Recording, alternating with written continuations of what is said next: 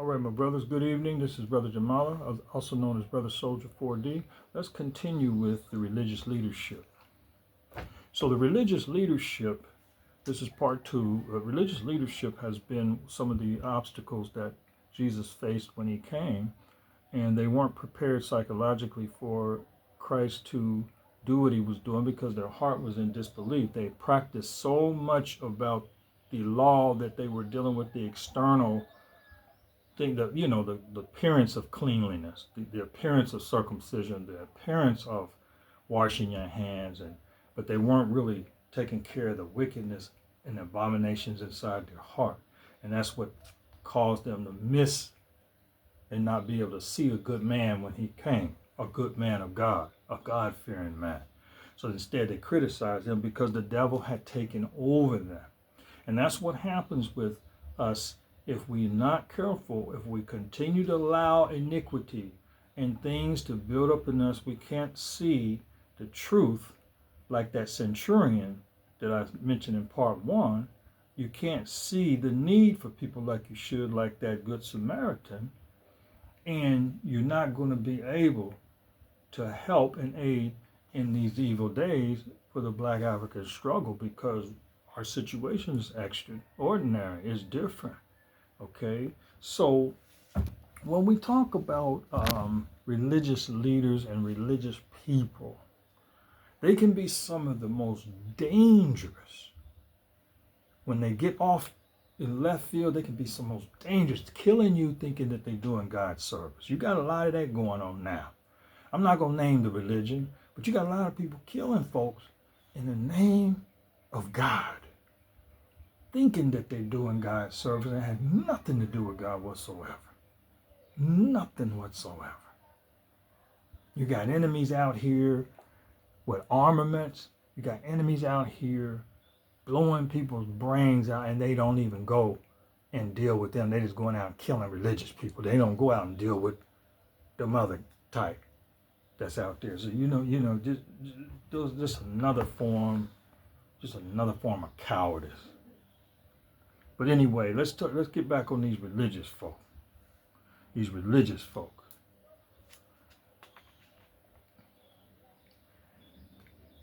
In the New Testament, we have what is called pastors and preachers, and they have put on the thing to go out and make disciples and to baptize and preach and bring souls to Christ. Fine. I'm not going to knock that. But man, it's so many different denominations, so many variations. You almost have to watch even who's preaching to you, because they may not even be a true man of God. They may not even be a true convert. And there was one scripture, there's one time in the New Testament where, as in Matthew chapter 23, I think around verse 15, Jesus accused these scribes and Pharisees as being worse when they convert people to follow them when they're not following the right law that God had given them. He said they become twice the child of hell, because they're on the wrong track. And then when they can make converts, they're already hell, trying to escape hell, but now they're double jeopardy because they've been misled by leaders. And this is what you have to watch out in the Christian faith, is that you got a lot of men saying once saved, always saved. Then once you confess with your mouth and believe in your heart that Jesus Christ is the Lord, you shall be saved. It says you shall be saved. So it's a process. It's not all done, end of story, all she wrote. It's a continual thing, because you have to not only convert or do right, you also have to live right. And not only live right, you have to do your fellow man right. And so it's a daily fight that we have to do. And so these ministers, you could think that you're saved, you're in the choir, you're in the usher board and all of this, and you find yourself in damnation because of the way these scriptures read.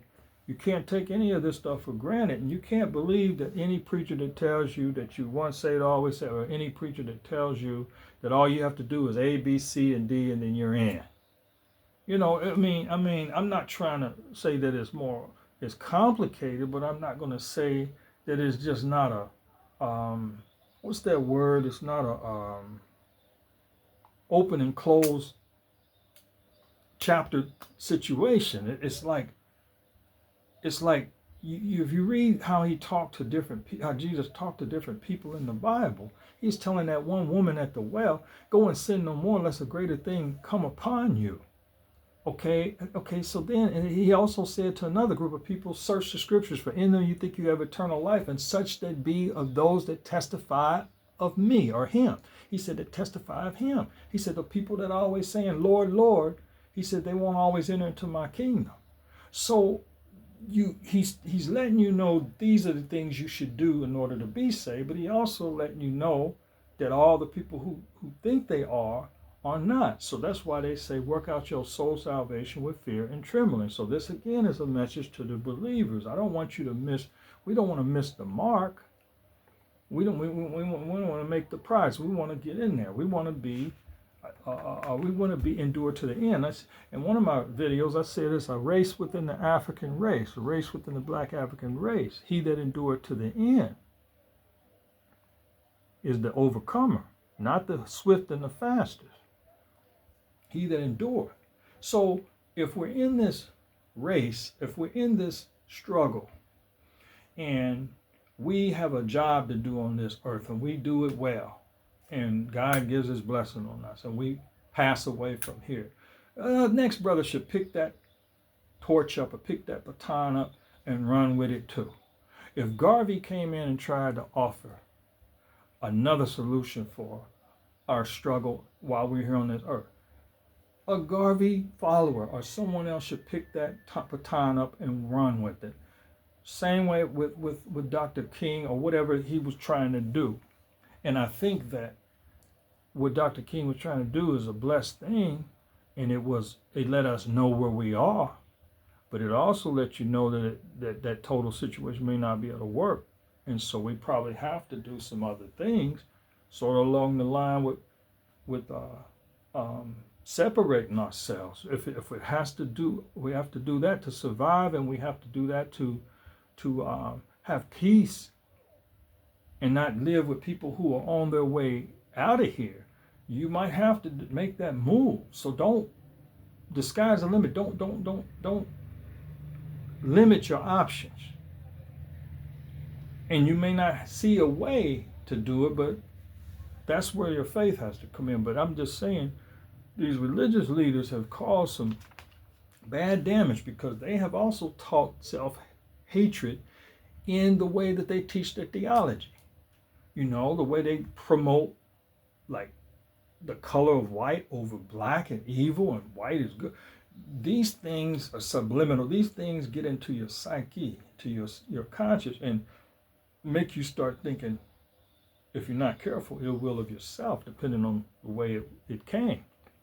So the religious leaders have a part and a role to play in the indoctrination that happens to us, whether it's in the church or whether it's in the education. So these are things that we have to guard our hearts from. Okay, so you don't want to be twice the child of hell because you're following a false prophet or a false religion, or a religion that says that you can live any way you want to live. You can live in sin. You can live in adultery. Even myself, if I find myself slipping, if I find myself off in something, I have to cry out, save my wretched self, because man, there's so much stuff out here. Man, there's so many things. Just like you like fruit, like you like bananas and peaches and peach cobbler, and if you see a buffet, you got ribs, or what do you call that? I don't mess with them ribs no more, but what's that good stuff you have? Beef ribs and smoked salmon and just the stuff you love, man. And so you see that stuff and you overweight, you're going to be tempted.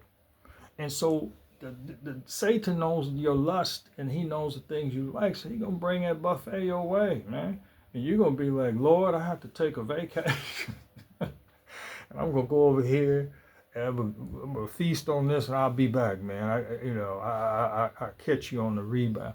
You might get cut off.